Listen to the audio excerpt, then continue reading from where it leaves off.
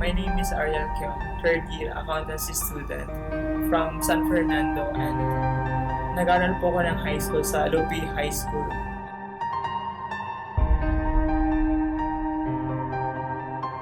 Yung parents ko po, right now, hindi na din sila makatrabaho. Si mama po tapos sila papa kasi both of them po nagkasakit nung high school ako. And ngayon po, nandito ako ngayon sa ADNO. Kasi nabigyan ako ng chance na magkaroon ng scholarship.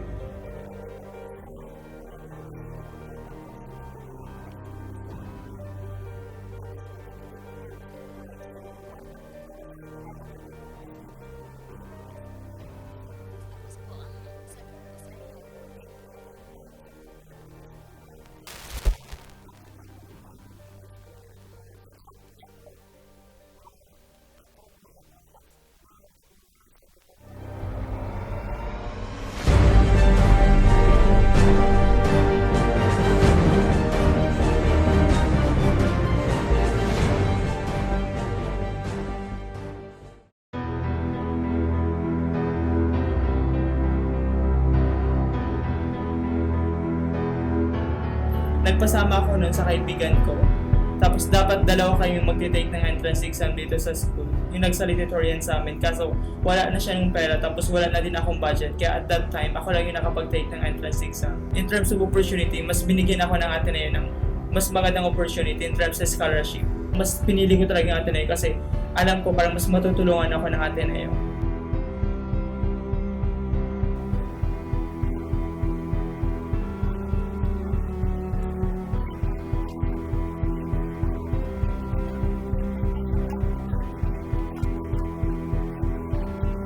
Una kasi parang since inisip ko Ateneo siya, masyadong mataas yung school para sa akin. Tapos yung mga estudyante din parang isipin ko masyadong mayayaman.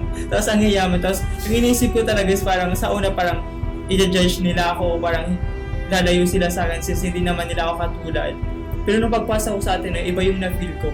Yung parang welcome na welcome ka dito.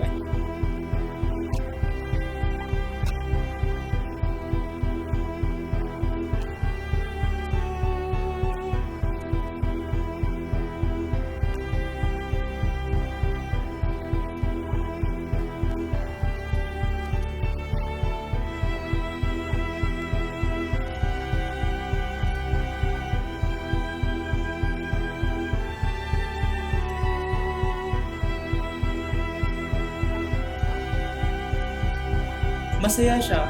Yung alam mo kahit nung pagpasok ko sila sa Ateneo, alam ko hindi lang ako nag-iisa. Na masyado ko kasing tig-underestimate yung sarili ko. Na dito lang ako, ito lang yung kaya ko.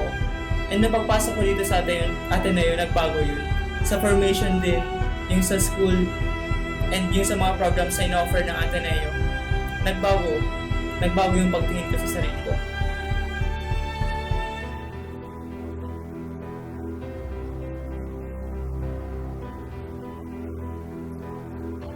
Yung mga times na yun, nung nagkasakit si mama, isang hirap talaga. Na yung may sakit si mama mo tapos hindi kayo makapunta o hindi mo siya madala sa ospital or yung family niyo walang capacity para ipagamot si mama mo and yung nag-aantay na lang kayo na mamatay. Nag-aantay na lang kayo na mamatay siya. Parang ang hirap talaga. Na yung anak ka tapos every time na papasok ka sa bahay or nasa loob ka ng bahay, makikita mo yung parents mo na iniinda niya yung sakit. Ang hirap tapos wala kang magawa. Ang sakit.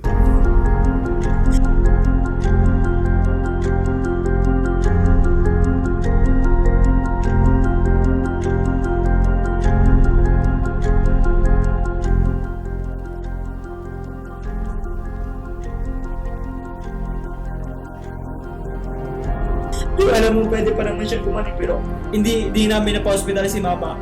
Kailangan siyang operahan kasi may myoma siya. And yung myoma niya is papunta siya sa cancer.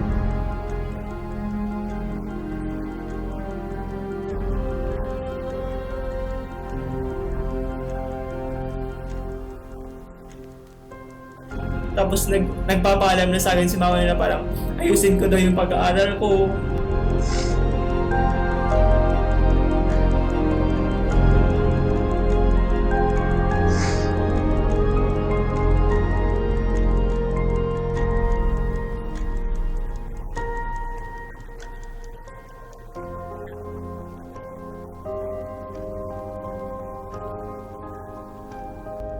gusto ko makita niya ako pagsakat o pagpunta ko sa stage, pag receive ko ng diploma, nandun si mama. And gusto ko siya kasama siya.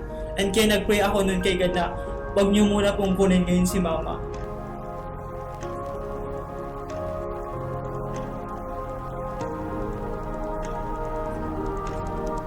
Sana wag kayong magsawang tulungan yung mga taong katulad ko. And sana po wag niyong isipin na yung mga tinutulong niyo is wala siya napupuntan or hindi siya napupunta sa maganda. Kasi yung mga tulong po na binibigay niyo is napupunta siya sa mga taong katulad ko.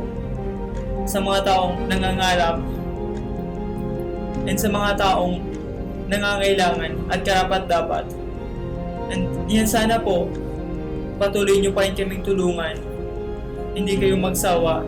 And gusto ko rin pong magpasalamat sa inyo. Kasi kung wala kayo, wala rin ako dito. Wala ako ngayon dito sa admin.